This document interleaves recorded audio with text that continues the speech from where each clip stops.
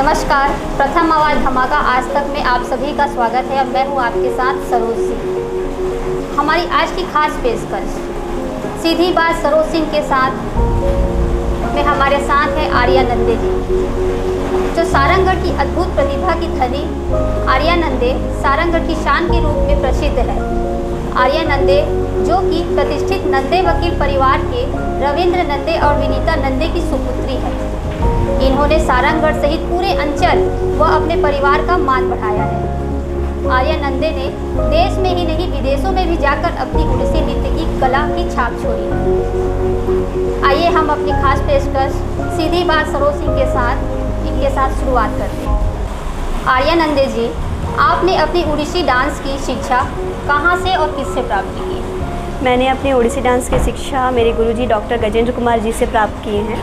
भुवनेश्वर से मैंने अपनी उड़ीसी डांस की शिक्षा प्राप्त की है और वहाँ पे प्रतिष्ठित एक त्रिधारा बोल के इंस्टीट्यूट है, वहाँ से मैंने अपनी उड़ीसी डांस की शिक्षा प्राप्त की है। और मुझे बहुत गर्व होता है जब मैं अपने गुरुजी का नाम लेती हूँ और अपने इंस्टीट्यूट का नाम लेती हूँ, त्रिधारा उड़ीसी डांस एकेडमी का नाम लेती हूँ और वहाँ से मैंने अपनी शिक्षा प्राप्त की। ये जानकर मुझे बहुत ज़्यादा गर्व होता है। तो बहुत मेरे लिए बहुत सौभाग्य की बात है कि मैंने भुवनेश्वर से और अपने इतने बड़े गुरु से अब मेरी शिक्षा उड़ीसी डांस की शिक्षा मैंने प्राप्त की है।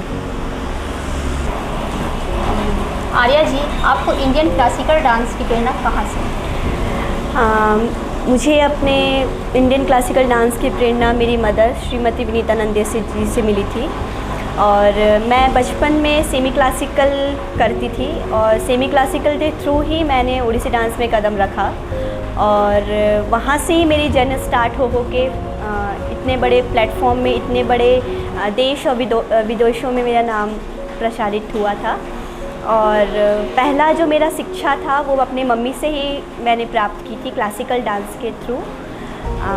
और मुझे बहुत खुशी होता है कि मेरी जो पहली इंस्पिरेशन है वो मेरी मदर है और मेरे फादर ने मुझे बहुत ज़्यादा आगे बढ़ाया, बहुत सारे ज़्यादा प्लेटफॉर्म दिया और इसलिए मैं बहुत गर्व करती हूँ कि मैं इतने अच्छे फैमिली से, इतने अच्छे बैकग्राउंड से मैं बिलोंग करती हूँ, जहाँ पे इतने कोऑपरेटिव पेरेंट्स रहते हैं और इतने सपोर्टिव पेरेंट्स के क्षेत्र छाया ने मुझे बचपन बिताने का एक मौका मिला।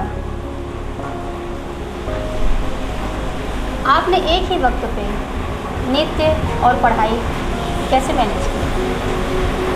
बहुत सारी कठिनाई आई मुझे नृत्य और पढ़ाई को दोनों मैनेज करने में और बहुत लोग ने भी कहा कि तुम डांस क्यों कर रही हो, क्योंकि डांस बहुत ज़्यादा तुम्हारे एक हॉबीज़ में आ जाता है और तुमको पढ़ाई में ज़्यादा फोकस करना चाहिए। तो ये मेरे दिमाग में कुछ सालों तक घूमता रहा, लेकिन पहले मैंने सोचा जहाँ चाहा, एक मन में एक आ जाता है कि जहाँ चाहा वहाँ रहा, तो उसी सोच को लेके मैंने हमेशा पढ़ाई को भी वैसे ही मैनेज किया और डांस को भी वैसे मैनेज किया और दोनों को साथ लेके आज इस मुकाम तक मैं पहुँच पाई हूँ।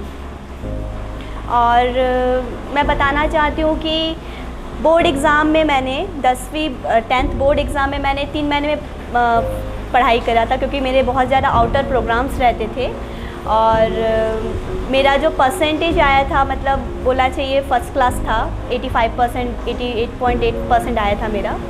तो वो मेरे लिए बहुत ज़्यादा बोलना चाहिए भगवान का एक सपोर्ट भी रहता है कि अगर तुम एक अच्छा काम कर रहे हो तो एक पुश करने वाला तुम्हारे पीछे एक बैठा हुआ रहता है। तो वो चीज़ हमेशा मुझे लगा कि अंदर से एक बोलना चाहिए एक फीलिंग आती थी कि नहीं, वो तो मेरे पीछे है। तो इसी सोच के ज़रिए, इसी चीज़ के ज़रिए मैंने हमेशा अपने पढ़ाई और अपने डांस करियर को एक ही लाइन में, एक ही मैनेज करा।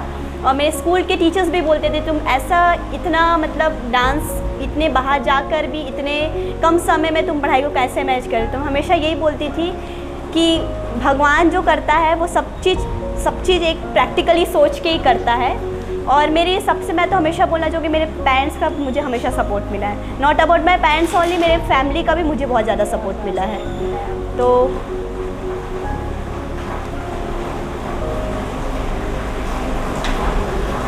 आपका जर्नी कैसा था घर से लेकर भुवनेश्वर?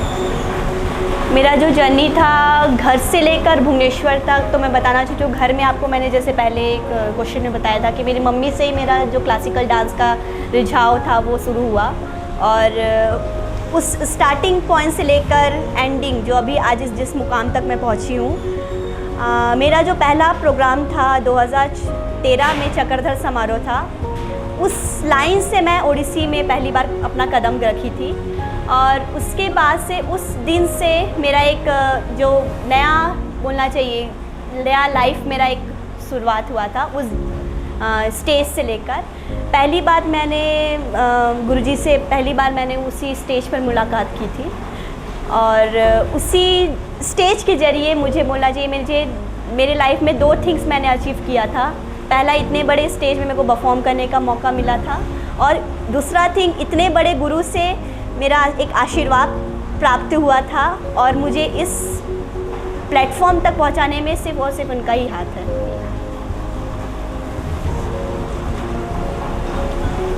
आपके गुरुजी के साथ कैसा इंटरेक्शन? मेरे गुरुजी के साथ मेरा इंटरेक्शन जो है एक फ्रेंड की जैसा भी है, और एक बाप और बेटी जैसा भी है, और एक गुरु और शिष्य के जैसा भी है। गुरु में संसार समाया, उनका है आशीष पाया, प्रभु ने खुद से भी ऊंचा गुरु का है स्थान बताया। ये गुरुवर तो ज्ञान के सागर है, इनसे ही जन्नत है। ये गुरुवर तो ज्ञान के सागर। डांस के टाइम वो ऐसे रहते हैं जैसे कि एक टीचर, स्ट्रिक्ट टीचर, बाकी टाइम वो ऐसा रहते हैं एज अ फ्रेंड, और इन सपोर्ट के टाइम आता है as a father, as a daughter.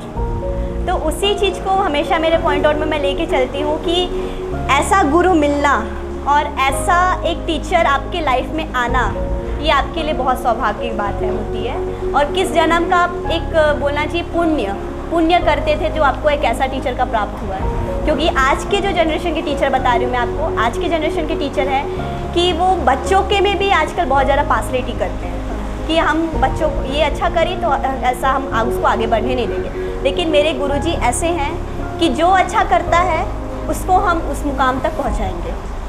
तो एज अ फ्रेंड के जैसा भी है, एज अ फादर के जैसा भी है, एज अ टीचर के जैसा भी है। तो वो रिलेशनशिप मेरा और गुरुजी का बहुत मतलब बोलना चाहिए आकर्षक रिलेशनशिप बोलना चाहिए। अच्छा आर्या जी, अपने गुरु के साथ परफॉर्मेंस करने में आपको कैसा फील हुआ, कैसा लगा? मेरे गुरुजी के साथ मेरा परफॉर्मिंग करने में मेरा जो फर्स्ट स्टेज था वो गुवाहाटी था। गुवाहाटी असम में मैंने गुरुजी के साथ पहली बार स्टेज शेयर करा था। मैं आपको अपनी जर्नी बता रही हूँ वो कैसे स्टार्ट हुआ था। गुरुजी के साथ जो भी परफॉर्म करते हैं, गुरुजी के साथ मतलब बहुत सारे सीनियर आर्टिस्ट बोलना चाहिए, मतलब एकदम लेजेंडरी बोलना चाहिए कि एकदम 25, 30, 50 ऐसा ही करते हैं उनके साथ परफॉर्म, मतलब एकदम ज़्यादा सीनियर आर्टिस्ट। मुझे जब मैं उनका पहली बार अर्धनारीश्वर देखी थी तो मुझे पहले से उनको लग रहा था कि मेरे को ये उनके साथ एक बार स्टेज शेयर करना है। मेरे मन में ये फील आ गई थी। 9th क्लास से ही मेरे मन में ये फील आ गया कि मेरे को गुरुजी के साथ डांस करना है। तो मैंने गुरुजी को एक बार जाके बोला कि गुरुजी आप मेरे साथ एक बार स्टेज शेयर करना चाहेंगे? तो गुरुजी ने कहा बेटा तुम तो अभी बहुत छोटी हो, इतने कम एज में तुम मेरे साथ ऐसे कैसे स्टेज परफॉर्म करोगी। और उसके बाद मैंने अपनी गुरु माँ को कहा कि गुरु माँ मुझे बोले ना गुरुजी को एक स्टेज शेयर करने दे देंगे मेरे साथ अपना। तो नानी बोली, मतलब गुरु माँ जी ने कहा कि बेटा तुम तो अभी बहुत छोटी हो, तुम्हारे फेस में तो मैच्योरिटी भी नहीं आया है, तुम तो अभी सिर्फ 15 एज की हो, तुम गुरुजी के साथ परफॉर्म करोगी। उसके बाद सारी चीज़ को मैंने कहा, तो मैंने ना जिद्दी करके उनसे सीख लिया। तो उन्होंने कहा कि ठीक है आर्या, तो मैं कहूँगा मैं अर्धनारीश्वर सिखा लूँगा। तो मैंने अर्धनारीश्वर सीख लिया। उस ग्रुप से ओनली 3 जन मेरे साथ अर्धनारीश्वर सीखे थे। एक गुरुजी के बेटे प्रभुतोष पंडा जी सीखे थे, और मेरे एक सीनियर गुरुजी के senior disciple coordinator Deepika Priyadarshini ji सीखी थी उनके साथ, मतलब बहुत सीनियर थे उन लोग मेरे से। और मैं सिर्फ 9th क्लास में थी और मैंने सीख लिया परफॉर्मेंस। उसके बाद मैं इधर आई, प्रैक्टिस करी, वर्कशॉप भी कंप्लीट हो गया, इधर आके प्रैक्टिस करी। मुझे डेट भी याद है, 10 जुलाई को उनका फ़ोन आया था मेरे पास और पापा के पास हमेशा मैं स्कूल गई हुई थी तो पापा को बोले कि आर्या मेरे साथ परफॉर्म करना चाहेगी, तो मेरा बोलना चाहिए ना, मतलब पैरों तले ज़मीन खिसक जाना। वो एक इमेजिनरी मेरे सामने बना था, बाप रे मैं गुरुजी के साथ परफॉर्म करूँगी। जो आपको गाइड करता है, जो आपको शिक्षा प्राप्त करता है, उनके साथ आप स्टेज शेयर कर रही हो, कितनी सौभाग्य की बात है, वो भी इतने कम स्टेज में। मतलब त्रिधारा इंस्टीट्यूट में पहली बार, इतने कम एज में पहली बार गुरुजी के साथ परफॉर्म करने वाली, पहली बार स्टेज शेयर करने वाली मैं ही थी, आर्यानंदे। और उस टाइम मैं चुपचाप भुवनेश्वर चली गई। भुवनेश्वर चलने के बाद गुरुजी के साथ जब मैं परफॉर्म करी, मुझे ऐसा लगा कि मैं एक भगवान के साथ परफॉर्म कर रही हूँ।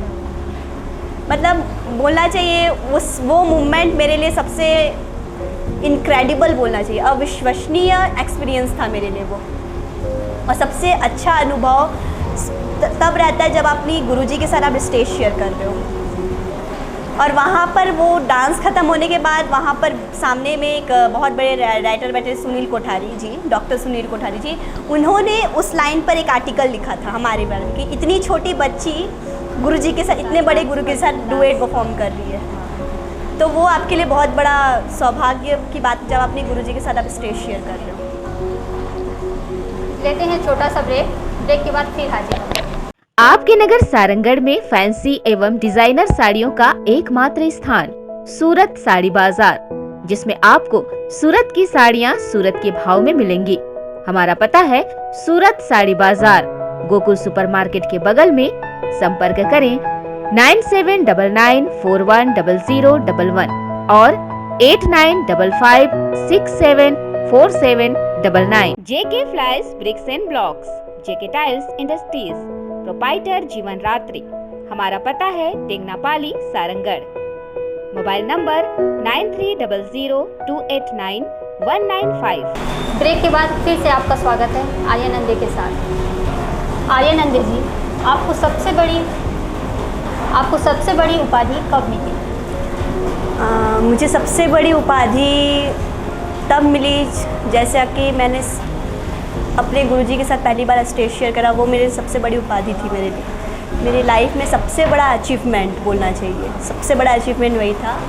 उसके बाद मैंने जब पहली बार फॉरेन में कदम रखा, वो मेरे लिए सबसे बड़ी उपाधि थी। मेरा पहला जो फॉरेन टूर था वो 2014 में था, मलेशिया टूर था वो। कोलालमपुर में मेरा पहला ओडिसी डांस की प्रस्तुति थी। तो वो मेरे लिए सबसे बड़ी उपाधि थी। और सबसे बड़ा ताजुब वाली बात थी कि जिस इंस्टीट्यूट से मैं जुड़ी थी वो मेरे सबसे प्रिय मतलब बोलना चाहिए भगवान का एक इंस्टीट्यूट था, साईं बाबा जी का इंस्टीट्यूट था। और पहली बार मेरा जो फॉरेन जर्नी स्टार्ट हुआ उन्हीं के दरबार में स्टार्ट होके फिर आगे बढ़ते गया। तो वो मेरे लिए सबसे बड़ी उपाधि थी। पहला, मैं अपने गुरुजी के साथ स्टेज शेयर की। सेकंड, जिनको मैं सबसे ज़्यादा मानती हूँ उनके दरबार में मैंने पहली बार कदम रखा फॉरेन टूर में। तो मेरे लिए सबसे बड़ी उपाधि है। आर्यानंदे जी, आपको फिल्म लाइन में भी मौका मिला होगा, प्रस्ताव मिली होगी आने के लिए, तो आप क्या सोचते हैं इसके बारे में? फिल्म लाइन में आने का तो मुझे बहुत बार सौभाग्य प्राप्त हुआ था बोलना चाहिए, बट जब मुझे सौभाग्य प्राप्त हुआ था उस टाइम मैं बहुत छोटी भी थी। और अगर मुझे पहला फिल्म लाइन में जर्नी मिले करने की तो मैं आगे करना चाहूँगी, सोचना चाहूँगी, करना नहीं सोचना चाहूँगी।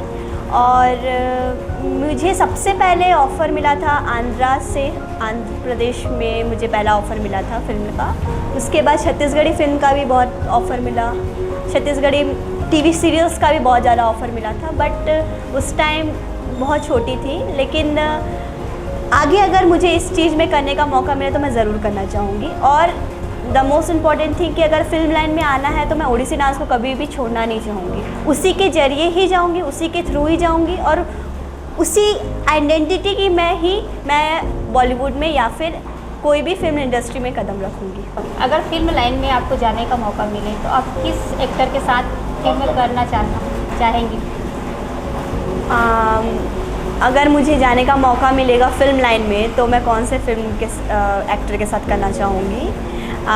मैं सबसे अच्छा मतलब क्लासिकल जो फिल्म कोरियोग्राफ या फिर डायरेक्टिंग करता हूँ उन्हीं के साथ, जैसे कि संजय लीला भंसाली जी के साथ अपना कास्टिंग करना चाहूँगी। कौन से एक्टर के साथ आप काम करना पसंद करेंगी?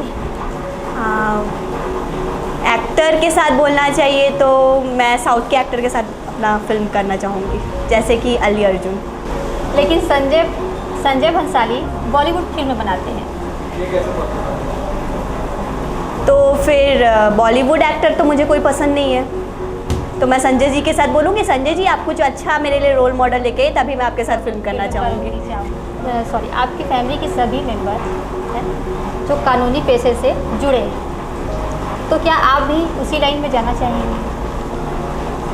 जनरली ऐसा होता है ना कि अगर आपके फैमिली बैकग्राउंड में चलो भाई कलेक्टर है तो कलेक्टर का बेटा कलेक्टर, पॉलिटिशियन है पॉलिटिशियन का बेटा पॉलिटिशियन। मेरी फैमिली के जो मेंबर है, मेरे चाचा हाई कोर्ट में एडवोकेट है, मेरी चाची वोट कमिश्नर है, मेरी बुआ एडीपीओ है, फर्स्ट क्लास एडीपीओ है, और मेरे सारे मतलब फैमिली बैकग्राउंड पूरा रॉयल ही फैमिली। लेकिन मुझे सिर्फ क्लासिकल डांस का ही इंटरेस्ट था, और वाई नॉट, अगर मुझे मौका मिलेगा तो ये साइड में करना चाहूँगी, लेकिन मेरा जो मेन फोकस रहेगा एक ओडिसी डांसर के थ्रू ही मेरा एक जो आइडेंटिटी होएगा, ना कि लॉयर, ना कि एक फिल्म एक्ट्रेस।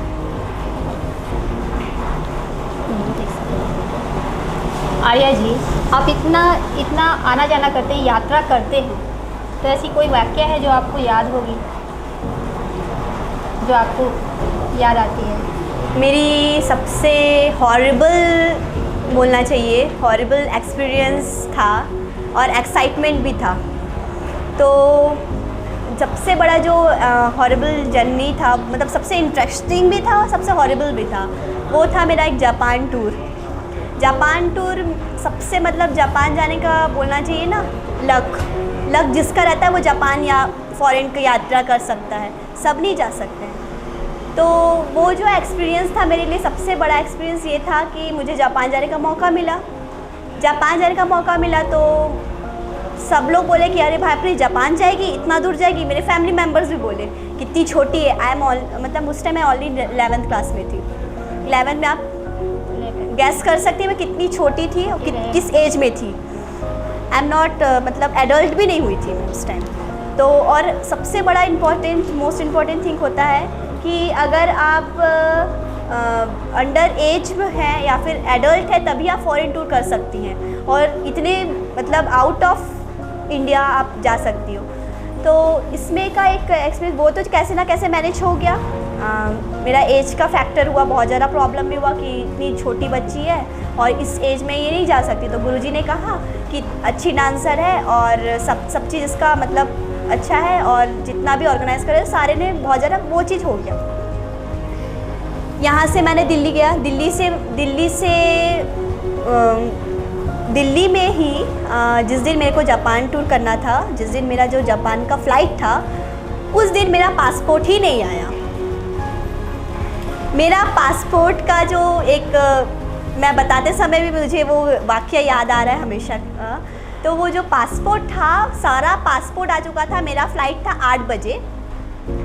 8 बजे मेरा फ़्लाइट था। मेरे हाथ में ना पासपोर्ट है ना मेरे हाथ में वीज़ा है, और मैं दिल्ली थी। मेरे पापा मुझे पहली बार अकेले छोड़े थे दिल्ली में। फ़र्स्ट टाइम मेरा अकेले, क्योंकि हमारा दिल्ली से जितना भी इंटरनेशनल फ़्लाइट होता है सारा दिल्ली से ही होता है। तो गुरुजी के जो ब्रदर थे, गुरु विनायक पंडा जी, उनके घर में हमने मतलब वहाँ पे हमने मतलब एक बोलना चाहिए सेटलमेंट हम लोग का था, तो वहाँ पे हम लोग रहे थे। तो उन्होंने गुरुजी ने कहा चलो भाई कल तो आ जाएगा, अभी हम लोग टेंशन ले लेते हैं। तो गुरुजी को भी नहीं पता था कि इतना देर लग जाएगा। तो गुरुजी उस दिन, गुरुजी और उनके जो ब्रदर थे विनायक गुरुजी, वो उन दोनों ने मतलब 5 बार चक्कर लगाए होंगे फ़्लाइट के। 5 बार क्या, एयरपोर्ट के। और गुरुजी मुझे कॉल करके बोले, मेरा सब बैग सब पैक हो चुका है। गुरुजी मुझे कॉल करके बोल रहे कि अरे तुम्हारा पासपोर्ट नहीं मिल रहा है, तुम्हारा जापान जाना कैंसिल।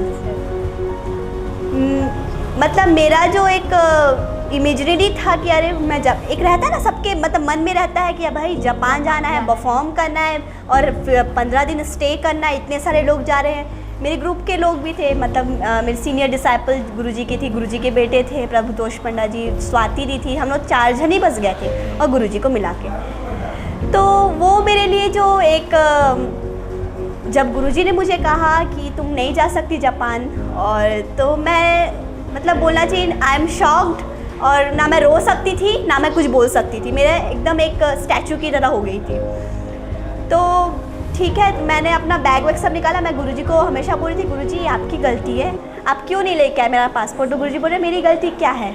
उसके गुरुजी मुझे बोले नहीं नेक्स्ट ईयर। मैं बोली गुरुजी नेक्स्ट ईयर कभी नहीं आता, बोली मैं नेक्स्ट चांस आप कभी भी नहीं लगा सकते। अगर आप पढ़ाई करोगे तो भाई अभी हम लोग कर सकते हैं, लेकिन बाद में आप वो चीज़ को करोगे तो नहीं कर सकते। तो मैं बोली, गुरुजी बोले नेक्स्ट टाइम आप आपके फ्लाइट में आओगे, अब मैं आपको अभी इस साल नहीं मतलब वो करेंगे। गुरुजी भी बहुत ज़्यादा अपसेट है, मेरे ग्रुप के सारे कलीग्स भी बहुत ज़्यादा अपसेट हैं, सब लोग क्राइंग कर रहे थे। इमीडिएटली जो इमिग्रेशन के जो होता है ना, जो पासपोर्ट और से सारा चीज़ करते हैं, उनका एक गुरुजी के पास, गुरुजी उनको कॉल करे तो गुरुजी बोली कि नहीं सर अभी तो सारा चीज़ क्लोज हो सकता है, अभी कुछ नहीं हो सकता, हमारा घर जाने का टाइम हो चुका है। मेरा सब उन लोग जाने के लिए जब निकल रहे हैं, गुरुजी के पास फ़ोन आया तो गुरुजी उठाए, गुरुजी क्या हाँ जी बोलिए बोल के, सर आपका पासपोर्ट आ चुका है, आर्यानंदे का पासपोर्ट आ चुका है, मुंबई से उसका पासपोर्ट आ रहा है, क्योंकि छत्तीसगढ़ का जो रहता है वो मुंबई से होता है, उड़ीसा का कलकत्ता से होता है। तो मैं इतनी हैप्पी थी, मतलब बोलना चाहिए वो रहता है एक समय, बोलना चाहिए कि आप इस समय, आपका ये समय ख़राब रहता है, या फिर ये था, मतलब बोलना चाहिए मेरा रो के हालत ख़राब था। मैं भगवान के पास बैठी थी, दिया हुआ जला रही थी, क्या हो रहा है भगवान मेरे पास बोल के। पापा ने टिकट ऑलरेडी व्हाट्सअप कर दिया था मुझे कि आर्या तुमको नेक्स्ट डे जाना है छत्तीसगढ़, रायपुर दिल्ली का फ़्लाइट पकड़ के आना है तुमको। तो उसके बाद गुरुजी भी इतने खुश, मेरे साथ जो कलीग्स थे वो खुश। तो ये ऐसा इनक्रेडिबल जर्नी मेरे सबसे बोलना चाहिए अविश्वसनीय और एकदम हॉरिबल जर्नी था ये मेरे लिए, जो एक एक्सपीरियंस था जापान टूर का। मतलब आज तक बोलना चाहिए गुरुजी के साथ इतने सारे स्टूडेंट्स गए आते हैं जापान, लेकिन पहले जो स्टूडेंट थी उनके साथ मेरा इतना सारा ज़्यादा प्रॉब्लम हुआ था, तो वो बहुत ज़्यादा। और सबसे इंटरेस्टिंग जर्नी बोलना चाहिए मेरा मलेशिया का सबसे इंटरेस्टिंग जर्नी था, क्योंकि हमारे जो ग्रुप के जो कलीग्स रहते हैं ना, बहुत इंटरेस्टिंग है कि भाई इंजॉय के टाइम इंजॉय, डांस के टाइम डांस, एंड मस्ती के टाइम मस्ती वाला। तो ये जो रहता है ना ग्रुपिंग के साथ जब जाने का होता है ना, तो वो चीज़ एकदम मेमोरेबल रह जाता है, एक छाप छोड़ के एक रहता है बस। तो ये मेरी सबसे बड़ी जर्नी थी। आर्या जी, आप फ्यूचर प्लानिंग क्या है? क्या आप डांस के थ्रू आगे बढ़ेंगे कि आप कुछ और ही प्लानिंग किए हैं आप? मेरी फ्यूचर प्लानिंग तो मैं ओडिसी डांस को लेके आगे बढ़ना चाहूँगी, और मैं कभी अपना फ्यूचर डिसाइड नहीं करती हूँ, मेरा सबसे बड़ा प्रॉब्लम है। मैं बोलती हूँ जो होता है वो होते रहने दो, मैं I am not decided my future any बोलती हूँ। मतलब जो चल रहा है वो चलने दो, भगवान जो करता है वो ठीक के लिए करता है, ये मैं हमेशा सोच के चलती हूँ। और फ्यूचर प्लानिंग, अगर आप पहले से वो फ्यूचर प्लानिंग कर लोगे, बाद में वो कंप्लीट होता है तो बहुत ज़्यादा गिल्ट होता है, तो इसीलिए मैं कभी फ्यूचर प्लानिंग नहीं करती हूँ। लेकिन मैं अगर फ्यूचर में तो यही इसी को लेके चलना चाहूँगी, ओडिसी डांस को ही लेके हमेशा चलना, क्योंकि जिस चीज़ से मेरा नाम इतना ऊंचा हुआ है उसी चीज़ को मैं बनाऊँगी, और ये मैं अपना फ्यूचर ही मानती हूँ। आप हमारे चैनल के माध्यम से छत्तीसगढ़ वासियों से कुछ कहना चाहेंगी? छत्तीसगढ़ वासियों से मैं यही कहना चाहूँगी, मेरी मिट्टी धान का कटोरा कहा जाता है छत्तीसगढ़ को, सारंगगढ़ को तो पान पानी पालकी कहा जाता है। और बोलना चाहिए कि इतने मतलब सारंगगढ़ को मेरे नाम से जाना जा रहा है, ये मेरे लिए बहुत गर्व की बात है। लेते हैं एक छोटा सा ब्रेक के बाद फिर हाजिर होंगे आर्यानंद जी के साथ। आशीर्वाद मोबाइल एंड एसेसरीज होलसेल दामों में सभी कंपनियों के मोबाइल व मोबाइल के एसेसरीज मिलने का एकमात्र स्थान आशीर्वाद mobile and accessories.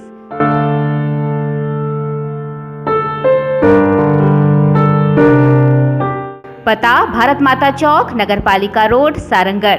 Proprietor Manshu Agarwal, Pranshu Agarwal. Mobile number 7898786848 और 7389320066। दस्तक अब आपके सारंगगढ़ में खुल रहा दवाइयों की फ्री होम डिलीवरी, वो भी 5% ऑफ के साथ, एवं राशन सामान भी उपलब्ध है। तो अभी ऑर्डर कीजिए और इस सुविधा का लाभ उठाइए। याद रहे, केवल दवाइयों में ही 5% की छूट है। प्रोप्राइटर कान्हा प्रियांशु। ब्रेक के बाद आपका फिर से स्वागत है हमारी खास पेशकश में सीधी बात सरोज सिंह के साथ, आर्या नंदे जी के साथ। आर्या नंदे जी, आप जब भी गुरु जी का नाम लेते हैं तो इस तरह से कान पे हाथ रखते हैं, ऐसा क्यों? ये एक बोलना चाहिए इंडियन क्लासिकल डांस की परंपरा है और एक कल्चरल बोलना चाहिए जो मेरे गुरुजी ने मुझे सिखाया था। जब भी आप अपने एल्डर मतलब जो के गुरु हैं, जिन्हों से आपने शिक्षा प्राप्त की है, तो जब भी आप उनका नाम लेते हैं तो अपने कान में हाथ लेके नाम बोलना चाहिए। तो वो जो एक बोलना चाहिए, एक इंडियन क्लासिकल डांस की एक परंपरा बोलना चाहिए, एक ट्रेडिशन बोलना चाहिए। और हम जब भी घुंघरू को भी पहनते तो हम वो एक भगवान के रूप में हम अपने घुंघरू को अपने पैर में डालते हैं। और स्टेज में भी जब चढ़ते हैं तो हम भूमि प्रणाम करते हैं। आप देखेंगे भूमि प्रणाम मीन्स होता क्या है, आप जब भी स्टेज के ऊपर जा रहे हैं तो वो जो आप जिस धरती के ऊपर डांस करेंगे वो धरती माता के नाम से कहलाती है। अगर धरती आपको जिस स्टेज का सपोर्ट मिला, जिस स्टेज में आप डांस करिए, कभी आपका पैर फिसल गया, कभी आपका मतलब बोलना चाहिए कभी आप गिर गए डांस करते, तो उनका भी सपोर्ट आपको रह रहा है। तो इसीलिए हम भूमि में प्रणाम करते हैं। और उस जगह पे हम जब पैर रखते हैं तो वो एक भगवान का, जैसे मंदिर में हम पैर रखते हैं तो वो हम स्टेज में ऐसा पैर रख रहे हैं। ऐसा नहीं कि आप चप्पल पहन के चले जा रहे हो, जूता पहन के चले जाओ, ऐसा कुछ नहीं। वो एक मंदिर के जैसा है। घुंघरू एक ऐसा चीज़ है, हम जब अपने पैर में, हमारे गुरुजी ने हमको देते हैं, जब भी हम ऐसे पैर छूते हैं हम ऐसे आँख पे लगाते हैं और हम उसको अपने चरणों में ग्रहण करते हैं। तो ये सब जो एक छोटा जो चीज़ है, ये सब चीज़ इंडियन क्लासिकल डांस में ही है। आप वेस्टर्न में नहीं देखेंगे, ना कि आप सेमी क्लासिकल्स में देखेंगे, क्योंकि इंडियन क्लासिकल डांस ऐसा चीज़ है जो कि पूरा भगवान को समर्पित होता है। जैसे ओडिसी डांस है, आप देखेंगे ओडिसी डांस का मैं आपको वेश भंगिमा बताऊंगी। जो पीछे का जो हम टाया यूज़ करते हैं, आप देखेंगे वाइट कलर का एक ऐसा टाया रहता है पीछे जो हम लोग यूज़ करते हैं। आप देखेंगे पूरी रथ यात्रा फेस्टिवल जो जगन्नाथ जी का होता है, रथ यात्रा भी रिसेंटली गया है। जगन्नाथ जी के पीछे में जो एक श्री बना रहता है, आप देखेंगे वो एक जो वो है श्री है, उसको हम अपने इसमें लगाते हैं, सर पर लगाते हैं, उसको बोलते हैं टाया। ठीक है। चूड़ी जो पहनते हैं हम, दोनों हाथ में जो चूड़ी पहनते हैं उसको बोलते हैं कंगन बोलते हैं। और हम जो कमर में पहनते हैं उसको बोलते हैं बेंगो पटिया, है ना। और इसको हम जो इधर ग्रहण करते हैं वो होता है बाजूबंद, है ना।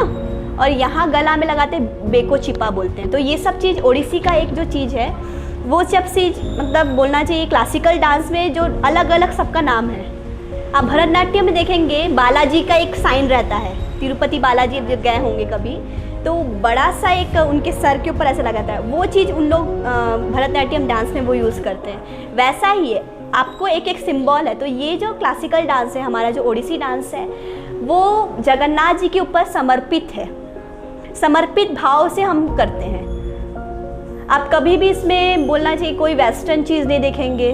प्योर क्लासिकल डांस कहा जाता है। क्यों बोला जाता है क्लासिकल डांस को? क्योंकि ये प्योर है, ये टेम्पल से ओरिजिन होके आया है। इसका एक एक ठोक स्टाइल, त्रिभंगी, भंगी, ये सब एक टेम्पल से ही सब चीज़ आया है। तो ये सब चीज़ जो है बहुत अच्छा और सबसे मतलब आकर्षक जो बोलना चाहिए एक रहता है। तो यही है, एक कल्चर बोलना चाहिए। आर्या जी, आपकी इंडियन क्लासिकल डांस में आपके पिताजी का सपोर्ट कैसा रहा? मेरे पिताजी का सपोर्ट तो बोलना चाहिए एक बाप के लिए, एक बेटी के लिए पिता का सपोर्ट बहुत मायने रखता है। मम्मी का तो मिलता है, बेटी तो भाई माँ, बेटी बोलने से मतलब माँ की परछाई, बेटी लोग रहते हैं माँ की परछाई, है ना। तो पिता का सपोर्ट सबसे इम्पोर्टेंट इसलिए रहता है क्योंकि माँ आपको जैसे करके सिखा देगी, लेकिन उसको उस प्लेटफॉर्म में पहुँचाने का योगदान पिता का ही रहता है। मेरी ज़मीं आसमां मेरे पापा, मैं हूँ जहाँ है वहाँ मेरे पापा, मेरे पापा, मेरे पापा। तो मेरे जीवन में बोलना चाहिए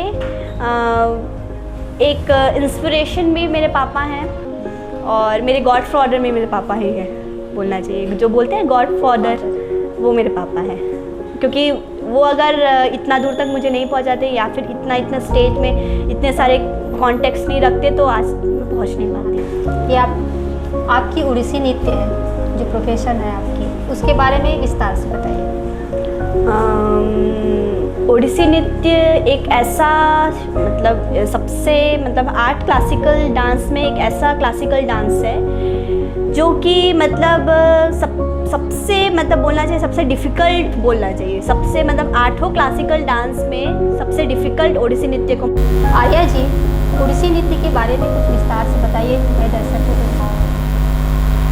को। ओडिसी नृत्य की जो परंपरा है वो जगन्नाथ टेम्पल से स्टार्ट हुई थी और जगन्नाथ टेम्पल से जो पहला जो ओडिसी नृत्य जिन्होंने स्टार्ट किया उनका नाम था देवदासी।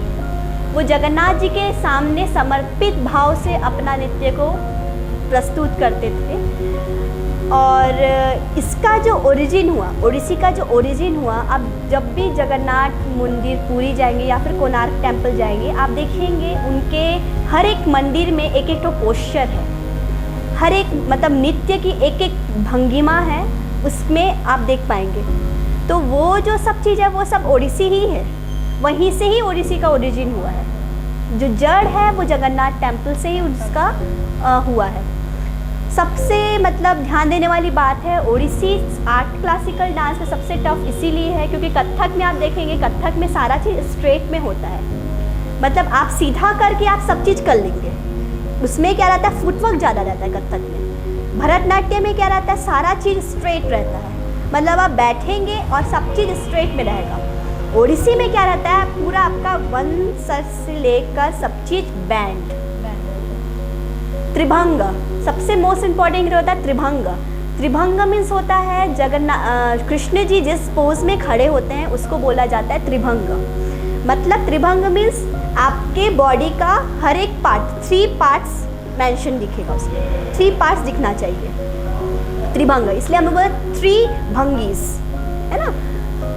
बोलना ओडिसी का हार्ट बोला जाता है चौको को, द मोस्ट इम्पॉर्टेंट चौको।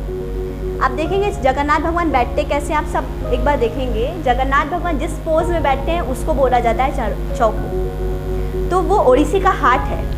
जैसे ह्यूमन बीइंग के अंदर एक हार्ट का मेन जो वर्क रहता है वो एक ह्यूमन बीइंग के बॉडी में रहता है ना, वैसे ही ओडिसी का जो चौको है वो मेन रहता है ओडिसी डांस में। विदाउट चौको आप ओडिसी आपका बोलना चाहिए खराब है।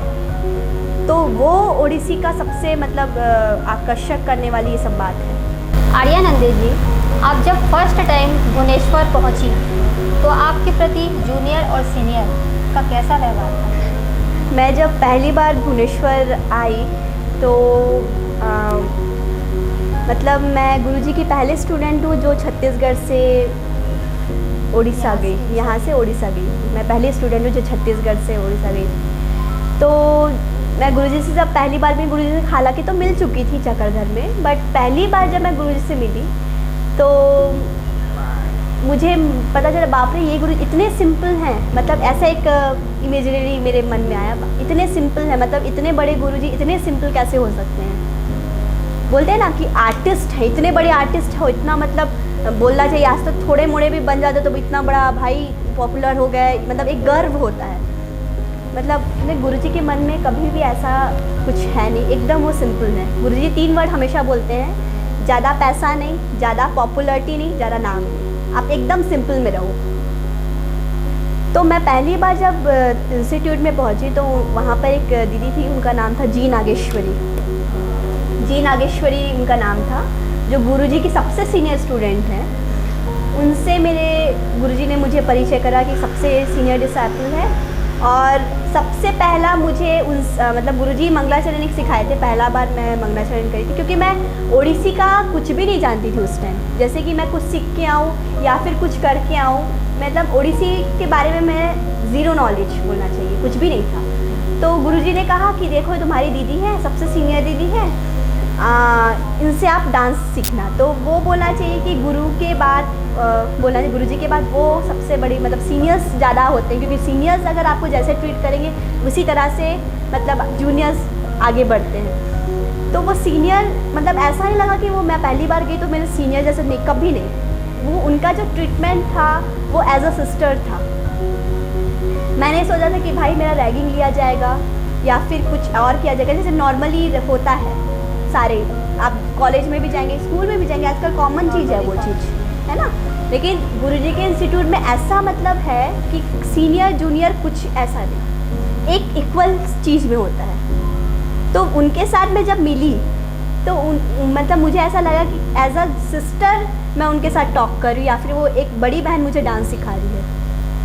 तो वो जो एक पहली बार मेरा एक इंट्रैक्शन था कि भाई इतनी बड़ी डांसर, मतलब गुरुजी की सबसे सीनियर डिसाइबल और गुरुजी की राइट हैंड, वो मेरे साथ ऐसे ट्रीट कर रही है, मतलब इतना मतलब फील हुआ, इतना अच्छा लगा सुन के, मतलब इतना अच्छा डांस सिखाई वो।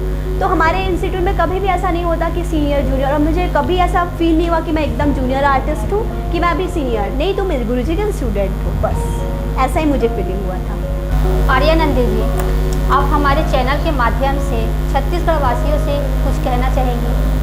छत्तीसगढ़ वासियों से मैं तो यही कहना चाहूँगी कि छत्तीसगढ़ को धान का कटोरा कहा जाता है, और मेरे लिए बहुत गर्व की बात है कि मैं छत्तीसगढ़िया हूँ, सबसे बड़ी बात तो, क्योंकि एक प्राउड होता है कि अंदर से एक प्राउड है, जिस छत्तीसगढ़ मतलब बोलने से ऐसा लगता है कि भाई बहुत बड़े एक शहर से हम बिलोंग करते हैं। क्योंकि जब मुझे मलेशिया में पूछा गया कि छत्तीसगढ़ कहाँ है, तो मैं बोली कि आप जो चावल खाते हो ना वो हमारे छत्तीसगढ़ से आता है। तो वो जो एक गर्व होता है कि हम छत्तीसगढ़िया हैं, हम छत्तीसगढ़ से। और सबसे बड़ी बात है कि अगर आपके शहर को आपके नाम से जाना गया है, उससे बड़ी बात और कुछ नहीं हो सकती है। सारंगढ़ को मेरे नाम से भुवनेश्वर में जाना गया, वो सबसे बड़ी बात है मेरे लिए, कि सारंगढ़ को रायगढ़ के ज़रिए जाना जाता था। ये मेरे लिए बहुत मतलब वो थी, भाई सारंग को रायगढ़ के जरिए क्यों जाना, सारंगढ़ को एक अलग नाम मिलना चाहिए। पान पानी पालगी का शहर है ये, मतलब कला का शहर है, इतने सारे कलाकार हैं इधर। अगर बोलना चाहिए एक जड़ होके फिर ये पेड़ बनता है, यहाँ से ही स्टार्ट होता है, लेकिन ये जगह को कोई नहीं जानता है। क्यों? रायगढ़ के जरिए क्यों जानोगे? इसका एक अलग नाम मिलना चाहिए। और मेरी इस जनरेशन की युवा पीढ़ी से मेरा एक ही दरख्वास्त है कि आप प्लीज़ क्लासिकल डांस को ऐसा मत समझिए कि हम क्लासिकल फील्ड में आएंगे या फिर क्लासिकल डांस करेंगे तो क्लासिकल डांसर बनेंगे तो हम कुछ नहीं कर पाएंगे।